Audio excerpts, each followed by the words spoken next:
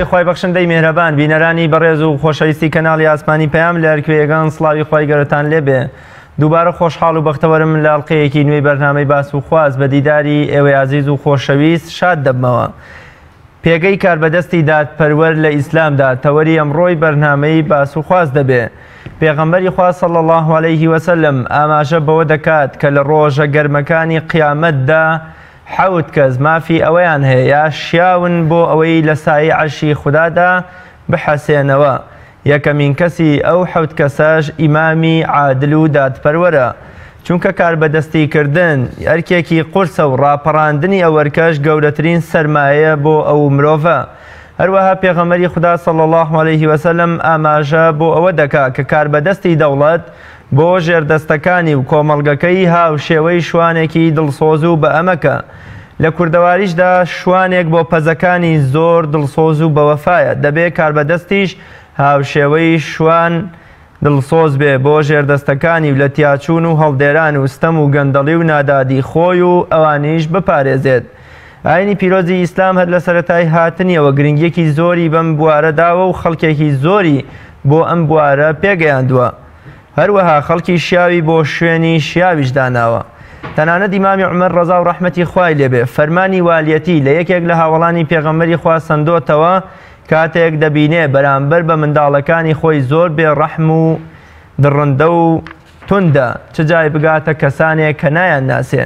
بۆ قسەکردن لەسەر مەرج و سیفەت و پێگەی پێشەوای دادپەروەر و هۆکارەکانی بەلا ڕێداچوونی و ستەمکردنی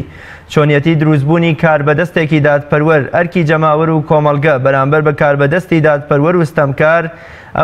ئەم ئەڵقەیەی بەرنامەی باس و خواسم بۆ ئەم پرسە تەرخان کردووە بە میوانداری زۆر بەڕێز مامۆستا عوسمان شێرەی زانای ئاینی. مامۆستایان سوپاس بۆ ئامادەبوونت. سپاس بۆ ئێوەش. مامۆستا سەرتا پێم خۆشە لە ڕوانگەی قورآنی پیرۆز و فەرمودەکانی پێغەمبەری خوا صلی الله علیه وسلم پێناسەیەکی ئیمامی عادل پێشەوای دادپەروەرمان بۆ بکەی. بسم الله الرحمن الرحيم الحمد لله والصلاة والسلام على رسول الله وعلى آله وصحبه ومن والاه. پێشەوا لە ئیسلامدا پێشەوای عادل هەر کەسێک کە بە فەرمانی خوای گەورە و پەروەردگار هەڵبسێ ئەرکەکانی سەرشانی خۆی جێبەجێ بکە و مافی ژێردەستەکانی بدا بە تەواوی و ڕەنج و هەوڵ و تەقەلای خۆی بە خەرج بدا بە ئەوی بتوانێ ئەو مافانێک کە هی خەڵکێکن ستەمیان لێکراوە بیگێڕێتەوە بەم کەسە ئەوەترێ پێشەوای دادپەروەر. قورئان کە کەلامی خوای گەورە و پەروەردگارە ئەمرەکا بە پێغەمبەر عەلەیهی السەڵات وسەلام ئەفەرمێ وإن حكمت فاحكم بينهم بالقسط إن الله يحب المقسطين. هەر کاتێک دادوەریت کرد لە نێوانیاندا لە نێوانی خەڵکیدا بەرپرسیارەتێک کە حکم ئەەکەی لە نێوانی خەڵکیدا فاحكم بينهم بالقسط دادپەروەر بە بەلای هیچ لایەکدا مێشکێنەرەوە چونکە خوای گەورە و پەروەردگار کەسانی دادپەروەری خۆش ئەوێ إن الله يحب المقسطين. یانە فەرمێ وأقسطوا إن الله يحب المقسطين. خوا فەرمێ دادپەروەر بن لەبەرەوەی خوا دادپەروەرانی خۆشەوێ. کەواتە پێشەوا و کاربەدەستی دادپەروەر لە ئیسلامدا پلەپایەکی وەکو جەنابەت لە مقدمەکە ئاماژەت پێکرد کە پێغەمبەر عەلەیهی السەڵات وسەلام فەرمێ سەبعة يظلهم الله في ظله يوم لا ظل إلا ظله. یەکێک لەو حوتاقمە الئیمام العادل پێشەوایەکی دادپەروەرە. کەواتە پێشەوای دادپەروەر لە ئیسلامدا ئەجری زۆرە، بەڵام کێیە خاوەنی ئەم ئەجرەیە؟ کەسێکە کە تەواوی ئەرکەکانی سەرشانی خۆی جێبەجێەکە و مافی ئاخەرین ئەدا. ئێمە کە باسی پێشەوایەتی ئەەکەین یا باسی کاربەدەستی دادپەروەر ئەەکەین پێویستە بزانین لە مقابلی دادپەروەری عەکسی دادپەروەری زوڵمە ستەمە. کەواتە ئەگەر کەسێک دادپەروەری جێبەجێ نەکرد لە هەر شتێکا دادپەروەری نەکرد یعنی زوڵمی کردووە. مامۆستا خوای گەورە و پێغەمبەرەکەی صلی الله علیه وسلم چۆن ئەو کەسانیان بغزاندووە، چۆن ڕقی خۆیان بەرامبەر ئەو کەسانە باس کردووە کە پێشەوا و کاربەدەست بوون بەڵام ستەمکار بوون، دادپەروەر نەبوون، بە ڕەحم و بەبەزەیی نەبوون بەرامبەر بە ژێردەستەکانیان. کاتێک خۆی گەورە پەروەردگار کە باسی زوڵمەکە إن الله لا يحب الظالمين خوا جل جلاله زاڵمی خۆش ناوێت زوڵم بە هەموو جۆرەکانیەوە. هەر کەسێک زوڵمی کرد جات بەتایبەت کە کار بەدەست بوو یەکێک لەو کەسانەی کە لە ڕۆژی قیامەدا ڕەحمەتی خی گەورە و پەروەردگار شمولی ناکە کەسێک کە زوڵمەکە ڕەحمەتی خوا شمولی کەسێک ناکە کەوا زوڵمی کردو وەک چۆن پێغەمبەری خوا عەلەیهی السەڵاتو وەسەلام لە فەزڵی کەسێکە کە عادلە پێغەمبەرە فەرمی عەلەیهی السەڵاتو وەسەلام إن أرفع الناس درجة يوم القيامة الإمام العادل بەرزترین پلەی باشترین بەندە لە قیامەتدا بەرزترین پلەی بەنسب بووێ کەسێکە کە پێشەوا و کار بەدەستی مسلمانان کە عدالەتی کردبێت دادپەروەری کردبێت پاشان ئەفەرمێ وإن أوضع الناس درجة يوم القيامة الإمام الذي ليس بعادل ونزمترین پلەی کەسێک لە ڕۆژی قیامەتدا کەسێکە ئیمامێکە کە عدالەتی جێبەجێ نەکردو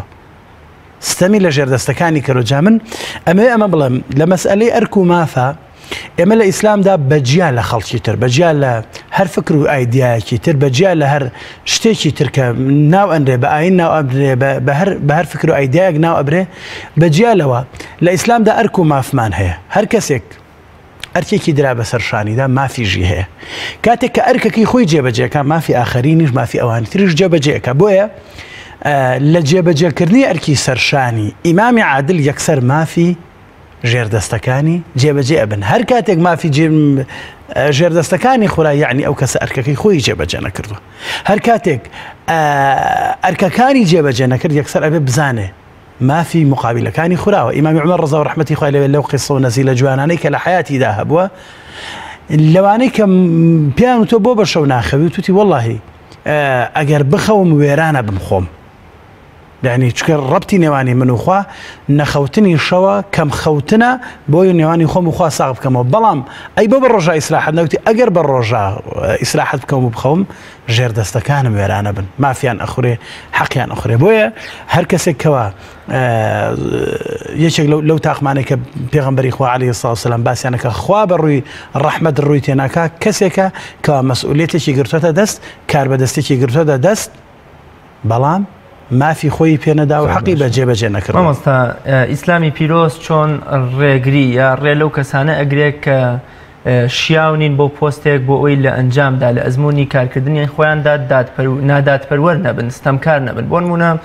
پیاوێکی زۆر ساڵح و بەڕێزی وەکو ئەبوو زەر کە داوا لە پێغەمبەری خوا صلی الله علیه وسلم پلەیەکم بەدێ پێغەمبەری خوا ئەزانێ لە داهاتوە بەهۆی لاوازی بێ یان بەهۆی عەتفیەوە بێ لەوەچێ نادادپەروەری ڕوو بکات ئەو شوێنە حتى فەرمە ئینەها ئەمانە وئینەها حەسرەة وەنەدامە ئیمامی عومەر وەکو لە پێشکە ئاماژەم پێدا بەرپرسیارەتی لە کەسێک وەرەگرێتەوە کاتێک کە پێی دەڵێ من کە دەڕۆمەوە مناڵەکانم هەر یەکیان لە شوێنگا خۆی شارێتەوە و لەبەر من ناوێت نە پێ بکەن نە جورئەتی ئەویانی هەڵسنەوە ئیسلام چۆن ڕێگری ئەکا لە ئەگەرێکی وایە کەس نەگەڕواتە شوێنێک کە سەرنجام لە دادپەروەری بڕوا بەرەو ستەمکاری لە ئیسلامە پێگەیاندنی تاک ئەولەویەتی هەموو کارێکە کە ئینسان چۆن تاکێک لە ئیسلامە مەسەلەن مجتەماع چۆن تاکێک پێ بگەێنێ کە سبێنێ بە خەڵکی کۆمەڵگا بێ ئەگەر سەیری قسەکانی قورئان بکەین هەر کەسێک کە خوای گەورە و پەروەردگار ویستبێتی کارێکی بداتە دەست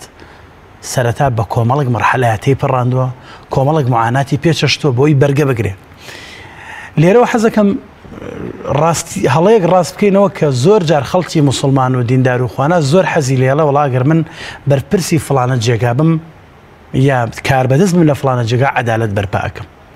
ئەم ئاواتخواستنە خەتەرێکی زۆر گەورەیە چونکە کاتێک تۆ ئەگەیتە ئەبێ بزانی پێشتر خۆت بۆ ئامادەکرد بێ کە کاتێک گەشتیتە ئەوێ کۆمەڵە جاه و مەنسەب و خاتر و مەسلحەت یەتە پێشەوە ممکنە بەرگەی نەگریت بۆیە پێویستە ئەم کەسە پێشان باش پەروەردەکرابێ پەروەردەکردنێک بە ئوسلوبێک چۆن پێغەمبەری خوا عەلەیهی السەڵاتو وەسەلام ئەبوو بەکرێکی پەروەردەکرد بوو ئیمامی ئەبوو بەکر ڕەزا و ڕەحمەتی خوای لێبێ کاتێک کە لە خزمەت پێغەمبەری خوای عەلەیهی السەڵاتو وەسەلام هیجرەتەکە لە پێناوی ئەوەی کەوە ڕەزامەندی خوا بەدەست بێنێ لە پێناوی ئەوەی کە پێغەمبەری خوای خۆش ئەوێ عەلەیهی السەڵاتو وەسەلام مار ئەیگەزێ ئایەک ناکا بۆی پێغەمبەری خوا عەلەیهی السەڵاتو وەسەلام لە سەرڕانی خەبەری نەبێتەوە کەسێک بە کەڵکی ئەوە دێ کار بەدەست بێ کە گەشت بێتە ئەم ئاستە ئیمانیە کە گەشت بێتە ئەو ئاستەی هەست بەوە بکات لە ڕۆژێک لە ڕۆژان خوا فەرمێ وەقیفوهم ئینەهم مەسئولون ڕایان گەرن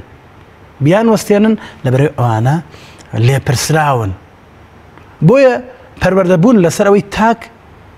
کە ڕۆژێک لە ڕۆژان دوای مردنی خوا زیندوی ئەکاتەوە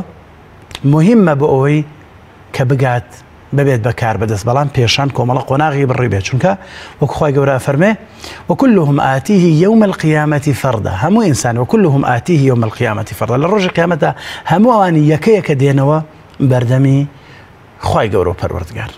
بۆیە پێویستە ئینسانی ئیماندار ئاوات نەخوازێ بۆ ئەوەی بێ بەکار بەدەست وەک چۆن پێغەمبەری خوا عەلەیهی سڵاو وسەلام کاتێک ئەبوو ذەڕی غیفاری داوای کرد ببێت بەکار بەدەست پێغەمبەری خوا عەلەیهی سڵاو وسەلام هەمووەک پێغەمبەرێک هەمووەکو سەرکردەیەک کە ڕوحیەت و نەفسیەتی ئەبوو ذەڕی خوێندەوە فەرمووی تۆ بۆ بەکار بەدەستی نابی جا بۆیە لێرە حەزەکەم هەموو مسلمان لەگەڵ بزانێ هەر کەسێک قسەی زانی هەر کەسێک ئەهلی شەو نوێژ بوو هەر کەسێک اختصاسێکی مەسەلەن جۆرێکی هەبوو هەموو کەسێک بەرگەی و جێگەیان ناگرێ مەرجێ بۆ شوێنە ببێ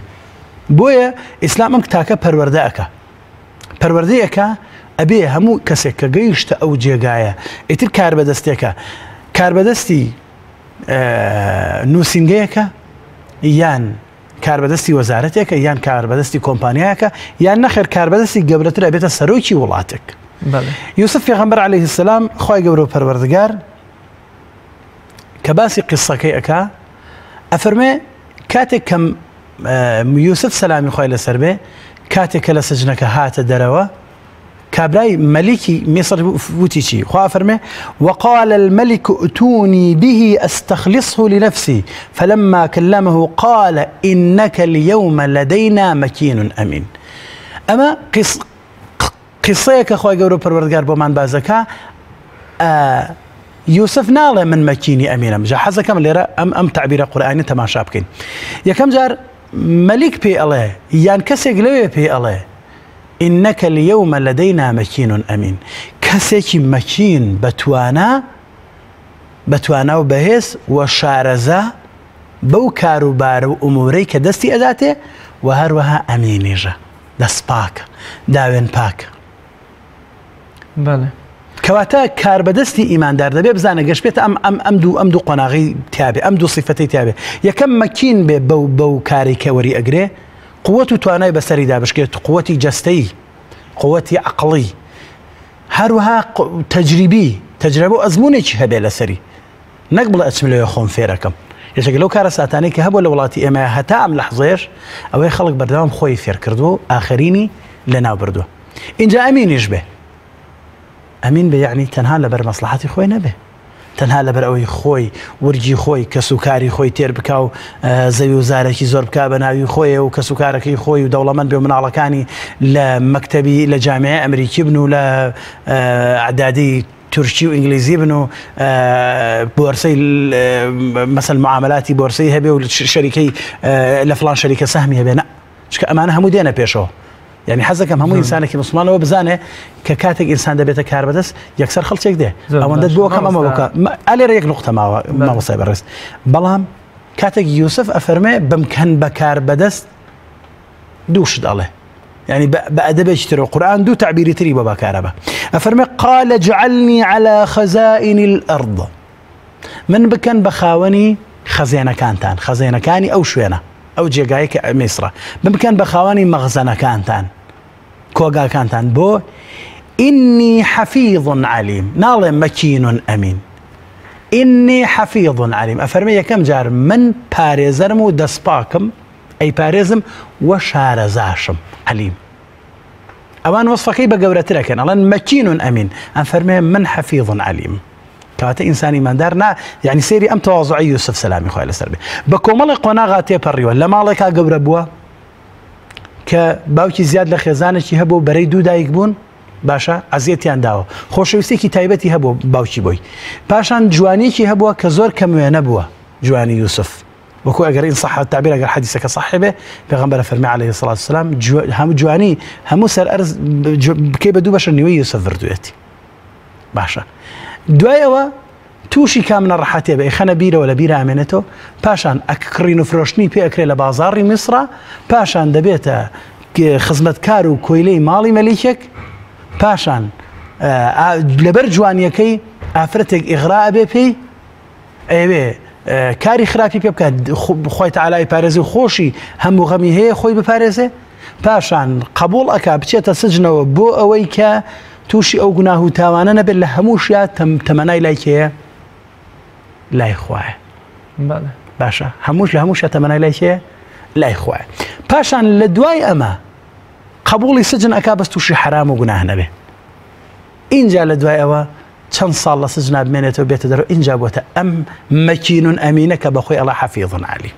کاتە ئینسانی ئیماندار و مسلمان دەبێ بەم قۆناغانە تێبپڕ اینجا ئەبێتە کار بەدەستێکی پاکی چاکی خزمەتکار و خزمەتگوزار زۆر باش مامۆستا وەگەزانین پێغەمبەری خوا صلی الله علیه وسلم بە هاوڵانی هەر یەکێ سیفەتێکی بەخشیەوە بە یەکێکانی فەرمووە تۆ دوو سیفەتت تایە خوای گەورە خۆشی دەبێن یەکێکی دیکەیان بەخشندە بووە یەکێکی دیکەیان بە قسەی خۆش توانێتی دڵی خەڵک خۆش بکە هیدی دیکەیان بە ئاوەدانکردنەوەی مەدینە و شوێنەکانی دیکە ئایا دادپەروەری سیفەتێکە هەموو مرۆڤێگەیەت یاوەکو ئەم سیفەتانە و هەر کەسە تایبەتە بۆ من ئەو کەسەی کە دەبێتە دادپەروەر ئەم دادپەروەریە سیفەتێکی تایبەتە بەو کەسە و مەرجنی هەموو کەسەکانی دیکە تیانە بن تا بتوان گەشەی پێ بدەن مامۆستای بەڕێز سیفەتی دادپەروەری یا سیفەتی زوڵم ئەمە دوو سیفەتن یەکەمیان مەمدوحە دووەمیان مەذمومە واتە یەکەمیان جوان و باش و سپاسکراوە خەڵک خۆشەوێ دووەمیژیان خەڵک ناوێ سیفەتێکی قیزەونە ئەم دوانە ئەم ئینسانە مخەیەرە لە بینیانە سەرپشکە لە بینیانە کامیان هەڵەبژێرێ بەڵام سیفەتی دادپەروەری زەحمەت و ناڕەحاتی گەرەکە قورسە بە هەموو کەسێک جێبەجێ ناکرێ چونکە گەیشتن بە بەرپرسیارەتی کە کەسێک بتوانێت دادپەروەر بێت دەبێت بە حەڵاڵی پێی بگە ئەبێ هەر لە سەرەتاوە زەحمەتی بۆ کێشابێ نەک بۆ ئەوی ببێتە کار بەدەست نەک بۆ ئەوی ببێتە بەرپرس چونکە ئێمە مەشهورە یعنی لە ئیسلامە سەلەفی ساڵح لە بەرپرسیارەتی ڕایان کردووە نەیان ویستووە یعنی حتا بۆ نمونە ئەبوو حەنیفە ڕەحمەتی خوای لێبێ چەند جار سجن کرا بەس بۆی ببێتە والی جێگایەک شوێنێک وەرگێ مەسئولێتێک وەرگێ قبوڵی نەکردو سجنیان کردووە حتا گەشتۆتە ئەوەی پیاون تو ئەگەر تۆ ترسنۆکی توای توای تو تیجا والی یعنی بۆی خۆی پەڕێن تیجا والی ترسنۆک بە کەڵکی چییە بۆی کە ئەو بەرپرسیارەتە نەهێنێتە ئەستۆی خۆی بۆیە ئەم بەرپرسیارەتیە سیفەتی دادپەروەری یعنی لە هەموو کەسێکە هەیە توانێ بیکات بەڵام کەی توانی پێ بە جەرگی خۆیان بنێ ناڕەحاتیەکان قبول بکە بۆی تووشی گوناه نەبێت تووشی حرام نەبێت چونکە ئینسان کە کاتێک حەقی خەڵکی تری خوارد ئینسانی ئیماندار سیفەتی وایە لا یظلمون ولا یظلمون نە زوڵمەکە لە خەڵک نە قبوڵی زوڵمیشەکە کاتێک کە تۆ زوڵمت لە خەڵک کرد زوڵمت لە خۆت کردووە کەواتە کە زوڵمت لە خەڵک زوڵم قبول ناکەی بۆ خۆت نابێ زوڵم بۆ خەڵک قبول بکەی ممکنە کەسێک ئێستا لەم قسێ باش تێنەگە کاتێک کە تۆ زوڵم لە خەڵکە ئەەکەی زوڵم بۆ خۆت قبوڵەکەی چونکە زوڵم لە خۆت دەکەی بەوەی کە ئەچیتە جەهەنەم پێغەمبەری خوا عەلەیهی سڵات وسەلام فەرمێ هەر بەشێک لە جەستەی ئینسان کە دروستە بێ بە حرام و ئیلا ئاگر ئەولاترە بیسووتێنێ هەر پاروەیەکە بە حرام پەیدایەکە جا بۆیە ئەم سیفەتی دادپەروەری وەسیفەتی عەکسەکەی کە زوڵم و ستەم و نادادیە لە هەموو کەسێکە هەیە دادپەروەری مطلقیش تەنها لای خوایە بۆیە کاتێک خوای گەورە پەروەردگار بە هەر بۆ کەسانی لە بازاڕە ئیش و کار و کەسابە دەکەن ئەفەرمێ وأوفوا الكيل والميزان بالقسط وإذا كلتم وزنوا بالقسطاس المستقيم يا لا سوري أنعام أفرم أوفوا الكيل والميزان بالقسط ده أفرم شيء لا نكلف نفسا إلا وسعها جابوا زانهاني تفسير أهل تدبر القرآن أفرمين بو خواي جورو پروردگار ليرة باسي عدل أكا باسي ميزانك كإنسان دات پرور بتناند لنا بازار رجا لك كيشانو بيوانه باشا ئەگەر هاتوو مەسەلەن بۆ نمونە لە کێشانە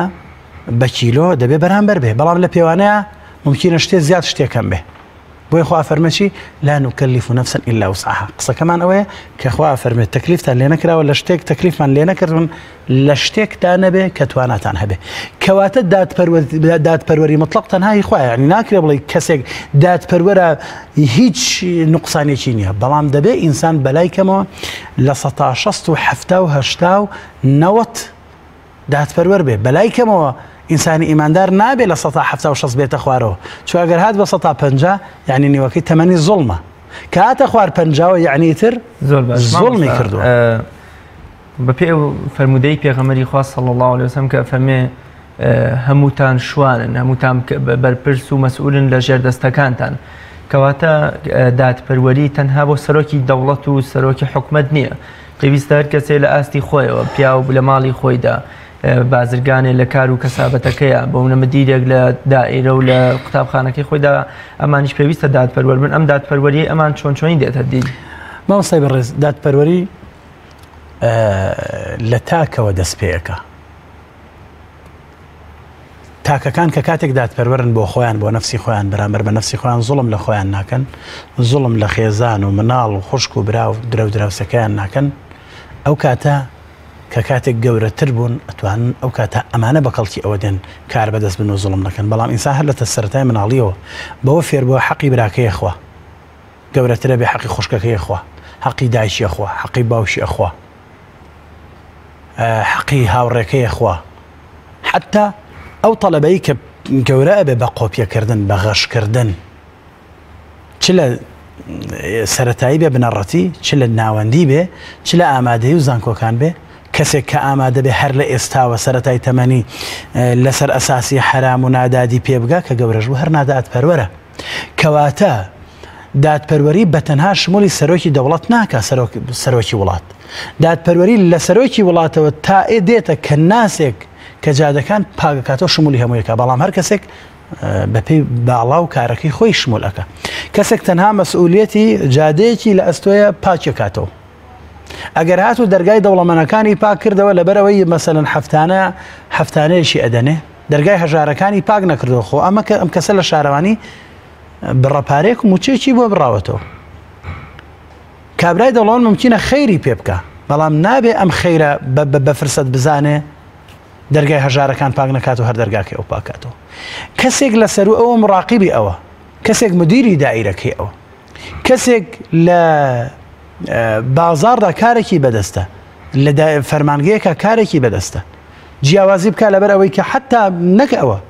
ئەو زڵمەی کە ئێستا مەسەلەن زڵمە بچووکەکانی کە ئەکرێ ئێمە داوای هەموو خەڵک داوای دادپەروەریەکە لە وڵاتەیە.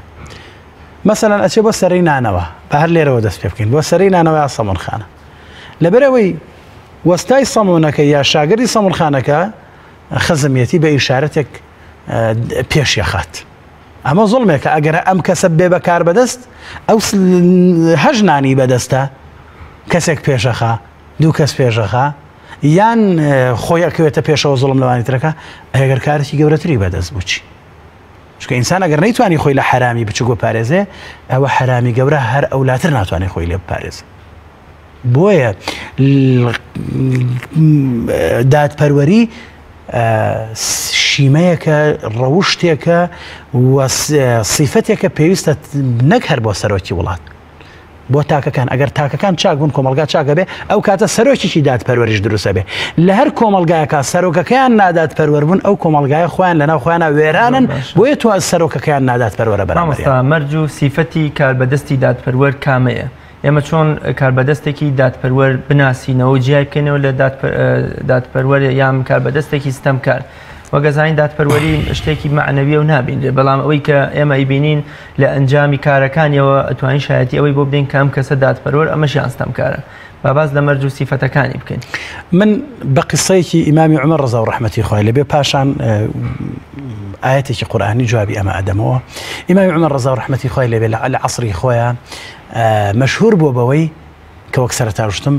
بە شەودا یا شەو نوێژی کردووە، ئەو کاتانەشی بەخەبەر بووە بە دوایەوە داگەڕاوە تا بزانێ ئایا کەسێک نوقسانی نییە، کەسێک غەمێکی نییە ئەم هاوغەمی بێ، دەست بارگری بێ. شەوێک لەگەڵ یەکێک لە خزمەتکارەکان یا دێتە دەرەوە، ئەچن بەناو شاری مەدینەیە ئەگەڕێن کە ئەبینێ لە دوورەوە ئاگرێک دیارە. ئیمامی عومەر ڕەزا و ڕەحمەتی خوای لەبێ لەگەڵ خزمەتکارەکە ئەچن نزیکە بنەوە لە ئاگرەکە کە سەیرەکەن شێوە ڕەشماڵێک یا شێوە خەیمەیەکی ئەو سەردەمە هەڵدراوە، ئاگرێک لە دەمین کراوەتەوە، چەند مناڵێک لە دەوری ئاگرەکە خەوتون و مەنجەڵێکی لەسرە، ئافرەتێک دارێک ئەخاتە ناو مەنجەڵەکە، ئەوانش بانکەن ئەوە فڵان چکارەی لێرە ئەوژەڵە ئەی بەندەی خوا لێم نزیک مەبنەوە، ئەگەر توانن ئیسفادەمان پێ بگێنن باشە، ئەگەر نا لێمان دوورکەونەوە باشە ئیسفادەتان پێگەین، لێیان نزیکە بنەوە چیەکەن لێرە. ژنەکە ئەڵێ من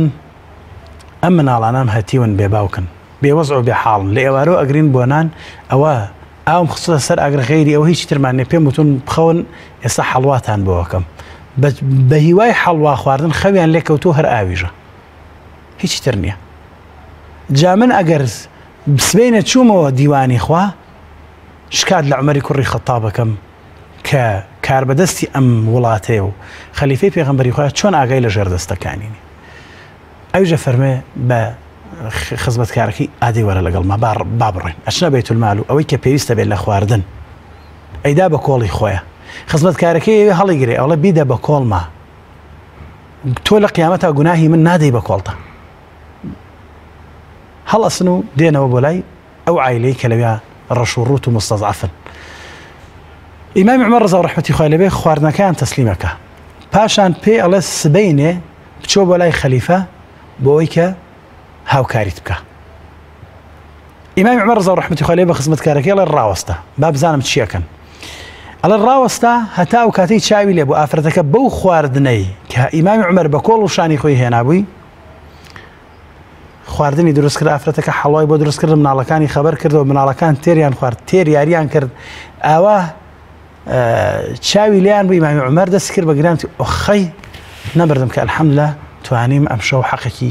ژێردەستەکانم جێبەجێ بکەم. بۆ سبەینێ ئافرەتەکە هات لە کۆشکی ئیمامی عومەر ڕەزا ڕەحمەتی خوای لە نەک کۆشکی خەلافەت وەکو ئێستا کۆشکێکی بێ و چەند ئیتر ئەو شوێنەی کە شوێنی خۆی بوو هات ئافرەتەکەی خەڵات کرد و حەقی خۆی دایە کە منەتیژی نەکرد بەسەریدا پێی بفرۆشێتەوە بڵێ من ئەم شەو تۆم دۆزیەوە. بۆیە کاربەدەستێک کە بێوێک کاربەدەست بێت دەبێ بزانێت کاربەدەستەکەی ئەمانەتە ئەمانەتەکەشی ئەگەر سەرەتا کاربەدەست بێوێ کاربەدەستێکی باش بێت دەبێ بزانێت کە کاتێک ئەمانەتەکە ئەخەنە سەرشانی خەڵکی لەسەر نەکوژێ بڵێ بەخوا من ناتوانم کە نایتوانێ بڵێ ناتوانم چکە هەموو برا خوشەی باش لەمە تێبگە. تۆ کاتێک دەبیتە کاربەدەست خزمێکت برادێکت دێ بۆ لای دێ بۆ لات تەکلیفت لەیەکە دەیەوێ ئیشێکی بۆ بکەیت دەیەوێ حرامێکی بۆ حەڵاڵکەی حەڵاڵێکی بۆ حرامکەی دەیەوێ حەقێکی بە زوڵم حەقێکی بۆ وەرگری نا بۆیە خوا فەرمێ إن الله يأمر بالعدل والإحسان وإيتاء ذي القربى وينهى عن الفحشاء والمنكر والبغي يعظكم لعلكم تذكرون. خوا أمرك بچی بدات پەروەری بالعدل باش وە چاکە کردن لەگەڵ هەموو خەڵکە و هەروەها ئیتائی ذی القوربا هاوکاریکردنی خزمە نزیکەکانت بەڵام لە چێ لە گیرفانی خۆت نەک لەسەر حسابی ئەوانی تر. پاشان نەهید لێکات لەچی وێنها عن الفەحشا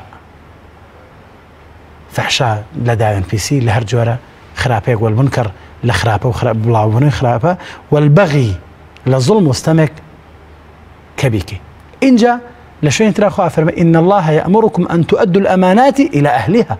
خوا ئەمرتان پێکە کە ئەمانەت بجێڕنەوە بۆ لای ئەهلی خۆی. پێغەمبەر عەلەیهی السەڵات وسەلام بۆ ئەوەی کە کاتێک هاتەوە بۆ مەککە لە دوای کە فەتحی مەککەی کرد کلیلی مەککەی کلیلی کەعبەی دایەوە دەستی عوسمانی کوڕی مەضعون خۆی توانی بیدا بەدەست ئامۆزا و کەسە نزیکەکانی خۆیەوە بەڵام گێڕایەوە بۆ کێ بۆ ئەو کەسی کە پێشتر پێی بووە. بۆیە بۆی کاربەدەستی باشمان دادپەروەرمان هەبێ دەبێ هەر لە مناڵیەوە لە سیستەمی پەروەردەییمان لە باخچەی ساوایانەوە ئەوەی کە خراپە لە درۆ لە دزیکردن لە خراپەکردن لە هەر شتێک کە خراپە ئەم منداڵی لەسەر پەروەردە بکرێت کە کاتێک چووە قۆناغی خوێندنی بنەڕەتی ئەبێ ئەم مناڵە لەسەر ئەساسێک پەروەردە بکرێ یعنی نابێ هەر بڵێ وڵا ئەمە سبەینێ دەبێ بە مامۆستا سبەینێ دەبێ بە دکتۆر سبەینێ یعنی دەبێ بە هەر شتێک. دوێنە پێرە لەگەڵ یەکێک لەو مامۆستایانەی شیمالی ئێران قسەمە کرد وتی من تەرحم کردووە پێشم وایە هەموو وڵاتێک وڵاتانی موسڵمان هەموو کەسێکیان هەموو تەڵەبەیەک لەسەر مەسەلەی تەربیە و حوجرەوانە قسەمانە کرد فەرمی من ئەوام تەڕح کردووە بۆ مەنتیقی خۆمان کە هەموو کەسێک 4 ساڵ تەربیە ئیسلامی بخوێنە تەربیە ئیسلامی نەک هەر ئەوە نوێش بکە و ڕۆژ و بگرە هەر علومەکانیشی لەگەڵا بخوێنێ بۆی ئەگەر تااقەتی هەبوو بەردەوام بێ دەبێتە زانایەک دەبێتە سپێنە دەبێتە دادوەرێک ئەگەر تااقەتیژی نەبوو بوو بە دکتۆر بوو بە محامی بوو بە مهندیس بوو بە کەسێکی فەلەگناز بوو بە مەساحێک لە کۆمپانیاکە لە هەرجێ شوێنەکە ئاگای لێبێ کە دینداری وای لێ بکە کە سبەینە زوڵم لە خەڵک نەکە کەواتە پێگەیاندنی سەرکردە یان کار بەدەستی دادپەروەر دەبێ هەر لە باخچەی ساوایان و پاشان ناوەندەکانی خوێندنەوە تا ناوەندەکانی زانکۆ و ناوەندەکانی تەربیەوە دەست پێ بکە و زۆر باشە مامۆستا هۆکارەکانی بەلا ڕێداچوونی سەرکردەی دادپەروەر چین ڕۆژێک علی عیزەت بیگۆڤیچ یەکەم سەرۆکی موسڵمانی بۆسنە و هەرسێک بۆی قەرەباڵخی ڕێگە درەنگە گاتە نوێژی جمعە جەماوەر و ئامادەبوانی مزگەوتەکە وەکۆڵێ بڕی بۆ دەدەن ڕیزەکانی بۆ ئەکەنەوە تا ئاگاتە لای مینبەرەکە ئەوی ژەڵێ ئەوەی کە ستەمکار دروزەکە خۆتانن نەک ئەو کەسەی کە دەبێتە کار بەدەستان جەماوەر ڕۆڵی چێ لە بەلا ڕێدابردن و بەستەمکارکردنی کار بەدەستێک کە لە سەرتاوە بەڵێنی جوان و باقوبریق بە خەڵکدا وەر لە سەرتاشە ئەگەر جەماوەر نەبێ پێچێ بەرەو دادپەروەری بڕوە هەر کاتێک ئینسان زانی ئینسانە و ئەوانی تریش ئینسانن ئەخرەوە زۆر مهمە و قسەیە مامۆستا ڕێز هەر کاتێک ئینسان خەستی بە ئینسانبوونی خۆی کرد هەستی کرد چواردەورەکەشی ئەوانی تریش ئینسانن ئیتر چۆن تەماشای خۆیەکە تەماشای نەخێر ئێمە کۆمەڵەشت هەیە تا ئێستاش لە مجتەمەعی ئێمەیە زۆر خراپە ئەوروپیەکان ئیسلامیان لایە بەبێ موسڵمان لای ئێمە موسڵمان هەیە بەبێ ئیسلام بۆچی سەرۆگۆزیرانی وڵاتێک لە عالەمی ئەوروپیا بە پاسکیل دێ بۆ دایرە بۆچی بە پیاسە ئێواران دێتە بازار بۆچی ئەچێتە قەراغی دەریا و مەلاکە لەگەڵ خەڵکە بۆچی ئەتوانێ سواری پاس ببێ بۆچی ئەتوانێ بەبێ پاسەوان بگەڕیا چەند پاسەوانێکی کەم نەبێ یەکێک دوان بۆ لەبەرەوەی لە ناوەندەکانی خوێندنەوە سەرەتا پەروەردەکەی وایە ناوێتی ئەمە ئینسانە لەوانی تر زیاتر نییە ئێمە کەی گەشتینە ئەم ئاستەی کەخوا پێمانە فەرمێ ئینا خەلەقناکم من ذەکەر وئونسا ئێوە هەمووتان قڕی کەس بە گیان نەشێلراوە قڕی من لەگەڵ کایە شێلرابێ قڕی ئەو لەگەڵ ئاڵتونە کەی گەشتینە ئەوەیە هەموومان مەخلوقین و دایک و باوکمان یەک نێرومێن کە ئادەم و حەوان و ئەوەی کە بووینەتە شعوب و قەبائیل و خوا فەرمێ إنا خلقناكم من ذكر وأنثى وجعلناكم شعوبا وقبائل إما مثلا من خلشي منطقيكم يا لعشيرتك وتيريكي تايبتم تو هكذا أو تر هكذا بلان أبو بوشيها لتعارفوا بوشيها تعارفوا بو خو ناسين بو خلق ناسين بو خوا ناسين بو يكتر بناسين تيبقين إما هما عبد إخوان بو پیغمبر عليه الصلاة والسلام فرمه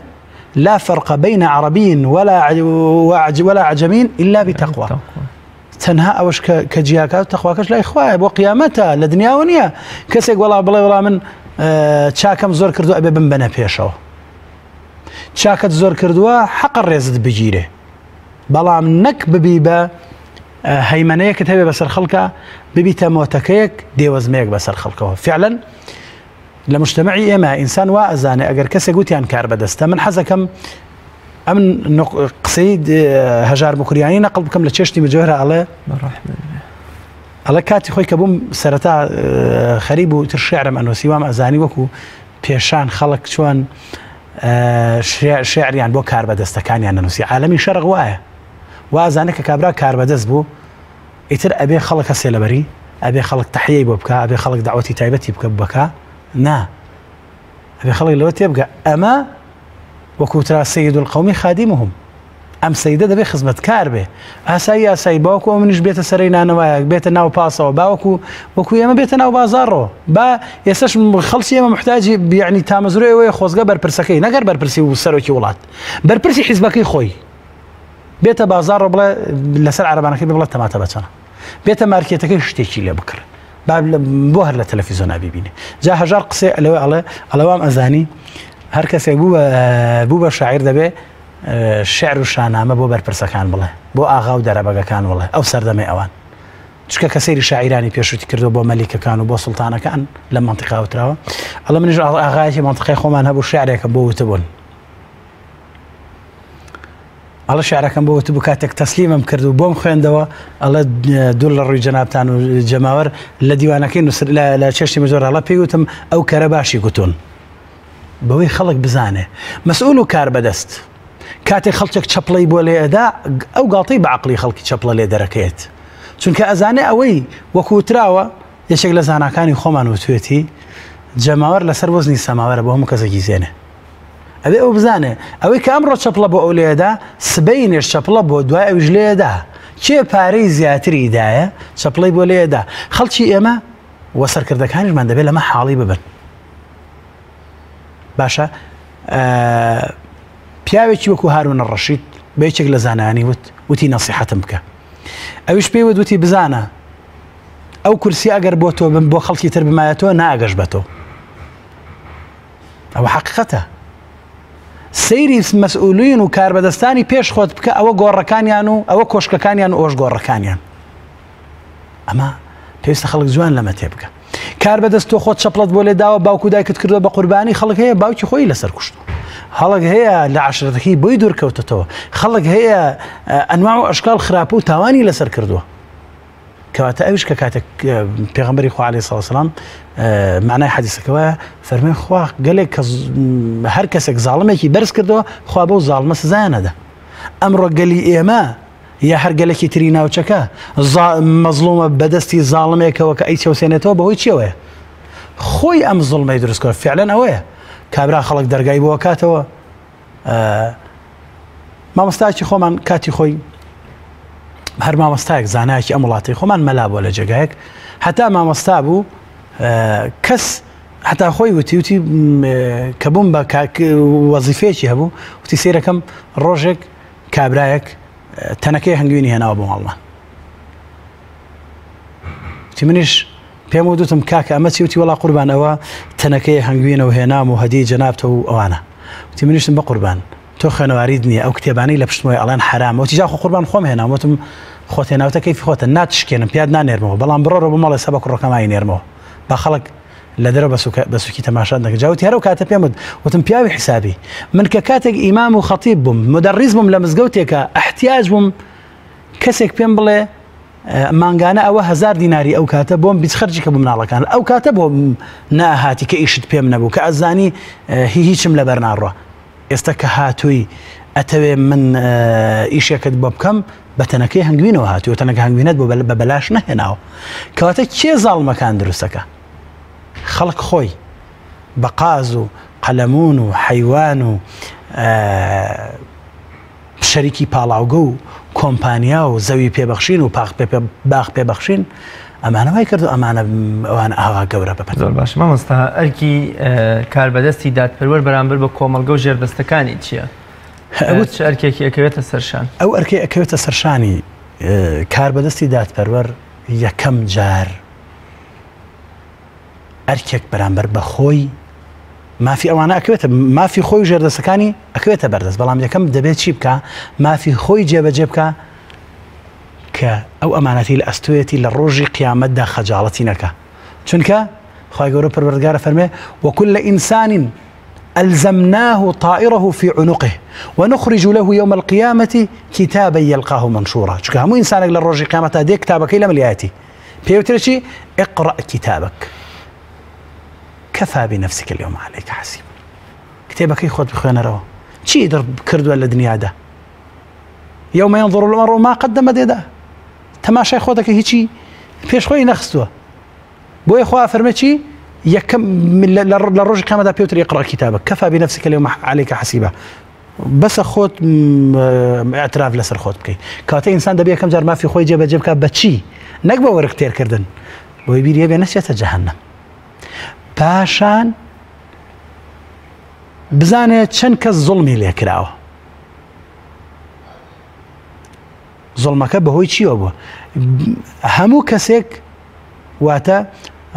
پیاوی مناسب لە شوێنی مناسیبە دابنێ بچێتە ناو خەڵک مەشورەت بە دڵسۆزانی بکە قسەی ڕقی خەڵک قبول بکە لەبەرەوەی کە دڵسۆزیەتی خەڵکی کە قسەی حەقەکە بەرامبەری بە قسەی ڕقی نەزانێت و هەمیشە و دائیم جیاوازی نەکات لە نێوانی منتیقەیەک بۆ منتیقەیەکی تر بنەماڵەیەک بۆ بنەماڵەیەکی تر حیزبێک لەگەڵ حیزبێکی تر چۆن کاربەدەست مەسەلەن لە بچووکەوە دەست پێ بکەین مدیری مەکتەبێک ئەگەر جیاوازی کرد لە نێوانی کوڕە بەرپرسێک یا کوڕەکەی خۆی لەگەڵ ئەوی تر کچەکەی خۆی لەگەڵ ئەوی تر ئەمە زوڵمەکە مدیری بەشێک بەڕێوەبەری بەشێک یا بەڕێوەبەری گشتی شارێکی مەسەلەن بەڕێوەبەری پەروەردە لەم سلێمانیە مەسەلەن بەڕێوەبەری ئەوقاف بەڕێوەبەری شارەوانی بەڕێوەبەری هەر مەسەلەن تەندروستی بەڕێوەبەری زەراعە بەڕێوەبەری ڕێگەوبان ئەگەر جیاوازیان کرد لە نێوان ئەم گەڕێک بۆ ئەو گەڕێک ئەم تاقم لەگەڵ ئەو تاقم ئەم حیزب لەگەڵ ئەو حیزب ئەوە دەبێ جیاوازەکان نەهێڵێ کاربەدەستی دادپەروەرەوەی شەو ڕۆژی بخاتە خزمەت ئەوەی چۆن بتوانن نوقسانیەکانی پڕ بکاتەوە کاربەدەستی دادپەروەرەوە نییە کە مەسئول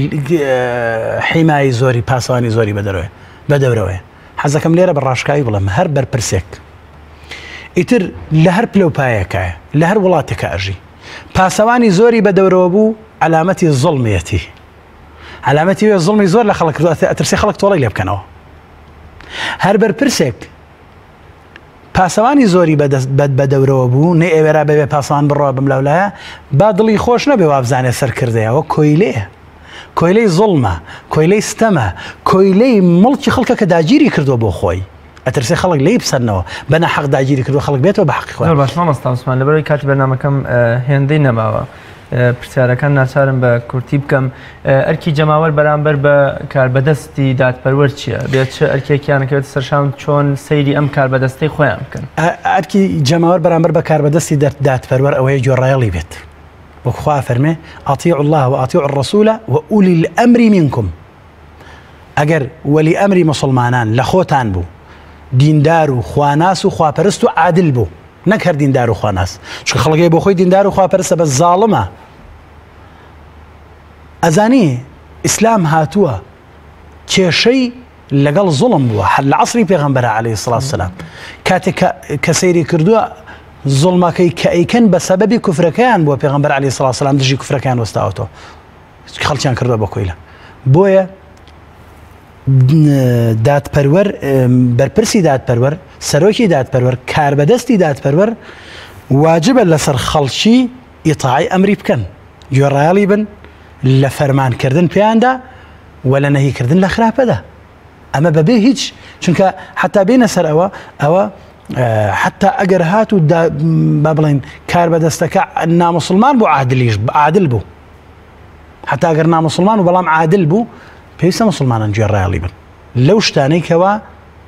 مەسلحەتی عامی خەڵکی تایە چونکە ئێمە قاعیدەیەکمان هەیە قاعدەیەکی عامە هەموو ئەمانەی تیا جێبێتەوە لە قورئانە خوا فەرمێ وتعاونوا على البر والتقوى ولا تعاونوا على الإثم والعدوان هاوکار بن دەستبارگر بن لەسەر خواناسی خواپەرستی چاکەکردن بەڵام باکسەوە با سەرکردەکە مسلمان و دیندار بێ با مێزەر بەسەر و ڕیشیشی درێژ بێن نا مادەم ئیسم و تاوان و گوناه ئەکا نەگەر لەبەرەوەی کە نوێژەکە تۆ بڵێ وڵاتیتەوە پیاوی چاکە کاتێک پیاوی چاک بوونەکەی نوێژەکەی قورئان خوێندنەکەی ئەو کاریگەری و تەئسیری هەیە کە ژێردەستەکانی لە ژێردەستیدا حەواوە حەساوە بن ئەمان هەبێ ئیمامی عومەر ڕەزا ڕەحمەتی خوای لێبێ کە ئەخەوت بە ئیسراحەت ژێردەستەکانی حیمایان ئەکرد بۆ لەبەرەوەی عەدالەتی بەرپا کرده بوو وڵاتەکەی ئەمانەتی تیا بەرپا بوو خەڵک ئەمین بوو بە ئیسراحەتی ژەخەوە بۆیە پێویستە لەسەر جەماوەر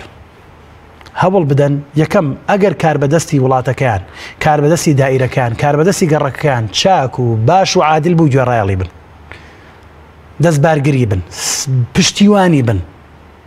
و هەوڵیش بدەن بۆ داهاتوو مناڵەکان وا پەروەردە بکەین هەمومان سبەینە ببنە کاربەدەستی دادپەروەر بەڵام بەعکسەوە عکسەکەی دروستە زۆر باش مامۆستا ئاسەواری کاربەدەستێکی دادپەروەر لە پێچەوانەشەوە لە بەرامبەریا کاربەدەستێکی ستەمکار لەسەر کۆمەڵگە چییە چه ئاسەوارێکی لێ ئەکەوێتەوە کاتێک کە کۆمەڵگەیەک با ئێمە سەیری کۆمەڵی لە وڵاتانی هەر ڕۆژهەڵات سەیری مالیزیا و دوبەی و قەتەر و کۆمەڵی وڵاتی دیکەکەی وەکو ئەڵێ بەهشتی سەرزەوی بەڵام سەیری کوردستانی خۆمان و کۆمەڵی وڵاتی تری دواکەوتووەکەین بە ئاشکرا دیارە کە لێرە کاربەدەستێکی ستەمکار دوور لە دادپەروەری حکومەکە و سەرچاوەی داهات و داهاتی ئەم میلەتە بۆ کوڕوونەوە و حیزبی خۆی تەرخانەکە بۆ لە وڵاتی دیکەش زۆر بەرپرسیارانە بە دادپەروەرانە سەیری خەڵکەکەن و وڵات بەڕێوە بن. ئەم دوو ئاسەوارە هەر بە بەرچاوی خۆمانە ئیبین بە بچینە نێو قوڵایی ئاسەوار و کاریگەریەکانی ترەوە چه ئاسەوار و کاریگەریەک لەسەر کۆمەڵگەکان جێدەهێڵن. قاعدێک هەیە ئەوترێ گەورە ئاوە ڕێژێ بچووک پێی تێخ. ئەمە پندێکی کوردیە. سەرۆکی وڵات مەشغوڵی هەر شتێک بوو وردە وردە ئەمەوەکو نەخۆشیێکی ڤایرۆسی وایە تەشەناکە. دێتە خوارەوە هێشووی دێتە خوارەوە هەموو جمگەکانی کۆمەڵگا ئەگرێتەوە. سەرۆکی وڵات بە چیوە مەشغوڵ بوو؟ زوڵمی کرد لە خوارۆش تاکەکان زوڵمەکەن. بە نمونەیەکی بچووک بەڕێوەبەری دائیرەیەک فەرمانگەیەک بەیانی ئەگەر توانی خۆی لە پێش خەڵکەوە چوو بۆ دەوام ئیمزای یەکەم خۆی بوو یا پەنجەمۆری یەکەم خۆی بوو دوایی گەڕا بەسەر فەرمانگەکەیە کارمەندەکانی بەسەر کردەوە کێ هاتووە کێ نەهاتووە هەر کەس نەهات بەیانی محاسەبەی بکە هەر کەس کە هات خەڵاتی بکە ئیشەکەی باش بوو بەردەوام بوو خەڵاتی کرد کەسە گەندەڵەکانیش محاسەبە بکە ئەم فەرمانگەیە دایمەن فەرمانگەیەکی چییە؟ نمونەیەکە لە پێشەوەی بەڵام ئەگەر بەڕێوەبەری فەرمانگەکە خۆی سعاتێک دوای ئەوانە هات ئاگای لێ نەبوو کێ و کێنایە وڵات کارمەندەکانی فەرمانبەرەکانی دەست بە دزی و فزی و گەندەڵی ئەکەن و بەرتیل و ڕەش و ئەوانە بەربڵاوە ئێستا لە وڵاتی ئێمە حاڵی حاضر ئێستا بۆچی خەڵک سیقەی بە کەس نەماوە چکە لەسەرەوە خراپە یان لەسەرەوە ئیرادەی چاکبوون نییە 30 ساڵ پێش ئێستا وڵاتێکی وەکو ئیمارات دوبەی کە پایتەختەکەیەتی بیابان بووە هەموو ڤیدۆکان تەماشا بکەن ئێستا بڕۆ لە یوتیوب ڕسمەکان ببینە بۆ خۆت هەموو خەڵک ئەزانێ ئێستا ئەو وڵاتەیە ئەچێ گڵ ئەهێنێ لە وڵاتانەوە لە ناو لە خلیجی عەرەبیا کۆشک و تەلار و کارێکی کردووە هەموو وڵاتانی ناوچەکە ڕوویان لەوێ کردووە وڵاتێکی وەکو مالیزیا کاتێک مەهاتیر محەممەد دێ ئەو وڵاتە چەند لە دواوەیە ئێستا تەماشای مالیزیا بکە یەکێ لە وڵاتە هەرە پێشکەوتەکان سەیری شەعبەکەشی بکە چ کاریگەرێکی لەسەر دروست کردوون حتا کە کاتێک ئەچی بۆ حەج ئەسیوبی و مالیزیەکان دیارن لە ناو خەڵکە لە ئەدەبیان لە حەیان لە نەرمونیانیان لە ئەتەکێتیان ئێمە چونکە سەرکردەکانمان هەر هەڵپەیان بووە تەنانەت لە کاتی عیبادەتیژە تاکەکانمان هەر هەڵپەیانە بۆ سواربوونی پاس بۆ سواربوونی فڕۆکە حتا لە ناو بازاڕە زۆر باش مامۆستا کۆتا پرسیاری من ئیبن تەیمیە ڕەزا و ڕەحمەتی خوای لێ بێ دەفەرمێ خوای گەورە کاربەدەستێکی دادپەروەر سەرەخا ئەگەرچی کافر بێ و مسلمانێکی ستەمکاریش بەناخی ئەرزە ئەبا وەکو چۆن هەر لە ئەمەیەکانەوە تا عوسمانیەکانە یانبین بەهۆی ستەم و ڕووکردنە دنیا و پشتکردنە ئاین لە ناویان ئەبا بەهۆی ستەمەکەی خۆیانەوە کەواتە ئەوەی کە ئێمە ئەمانەوێ بۆ ئومور و کاروباری دنیامان کاربەدەستێکی دادپەروەری کافرە ئێمە پێویستمان بە حەج و ئیحرام بەستن و نوێشکردن و وتاردان و خۆشەویستی خۆی دەربڕین لای مامۆستای ئاینی ئەمانە نییە کەواتە کۆمەلگە پێویستی بە کاربەدەستێکی دادپەروەر هەیە ئەگەرچی خۆی هیچ پەیوەندیەکی بە ئاین و شەریعەتی ئیسلامیەوە نەبێ کۆمەلگا فعلەن پێویستی بە کەسێکە دادپەروەر بێ مەکین و ئەمین بێ باشە مەکینی ئەمین بێ ئەگەر سەر کاربەدەستەکان دیندار و خواناز بێ کەسێکی دیندار و خواناز بێ باشتر ئەگەر نا من چی بکەم لە خواناسێک لە ڕیژدارێک لە کەسێک هەموو سەری زمانی بنی زبانی ئاەت و حەدیسە بە زوڵم لە خەڵکە ئەوەی تریان تەبعاً قسەکەی ئیبن تەیمیە نەسێکە موافقی واتە ئەتوانم بڵێم معنای قورئانە بۆ چکە خوا ئەمر بە عەدلەکە ئەمر بە زوڵم ناکە خوا ئەمر بەواکە کە ئێمە وتعاونوا على البر والتقوى هەر ستەمکارێکشەکەی وەکو قەزافی و جەمال عەبدولناسر هەموو ئەمانە خۆیان بە مسلمان زانیوە هەموو ئەمانە بە مسلمان خۆیان بە مسلمان زانیوە بەڵام ئیمامی عادل خوای گەورە پەروەردگار ئاوها ڕێزی لێ ئەگرێ ئیمامی عادل ئەگەر مسلمان بوو پێغەمبەر فەرمی عەلەیهی السڵات وسەلام ئیمامی عادل ڕۆژوان تا ڕۆژۆکەی ئەشکێنێ و مەزلومێک کە زوڵمی لێکراوە دوعا ئەکا و ئەپاڕێتەوە خوا ئەفەرمێ وتفتح لها ئەبواب السەماوات خوا دەرگای ئاسمانەکانی بان بۆ ئەکاتەوە ئیمامی عادل باشە ئەگەر دیندار و خواناز بێەوە باشتر ويقول لها الرب خواتيان بأفرمه وعزتي لأنصرنك ولو بعد حين سين بخوا بشتيواني تانكم أجر دواي مدة يشبه حتى سروتي ولاد أجرنا مسلمان يشبه بعدم عادل بخواه لدنيا قربي بوكاته يشي وكو غاندي كده سركرديكا مانديلا كده شاوري ونيا كشورشي كردو دواي خلق هلا جردستي أو دابن كاري كردو خلتي رزقار كردو بجي الله بخوان خلتي تر هكذا زوري تر شلون تدلي مليارها خلق لسرتاسري عالمها زور باش ما مثلا يشي وكو جيفارك الروا مثلا امريكا رزقارك دواي ديبو افريقيا لو ناوسيتو بلا والله به همو امريكا بو من به هذه بزانا منالو كسكري جيفارات شان بناوي لا اوروب لا امريكا باشان لافريقيا زور باش ما مثلا زور سپاس بو برستو سپاس بو او کاتی که جنابت به برنامه کد بخشی زور سپاس بو ایوش موفق بینرانی برزو خوشوی سپاس بو ایو عزیزیش کتام ساعت بینری برنامه باز خواز منتابه گشتنوی کی ترو لالقه کی دیگه برنامه باز خواز بخوای گورا مهربان تان سپرم خواتن لگم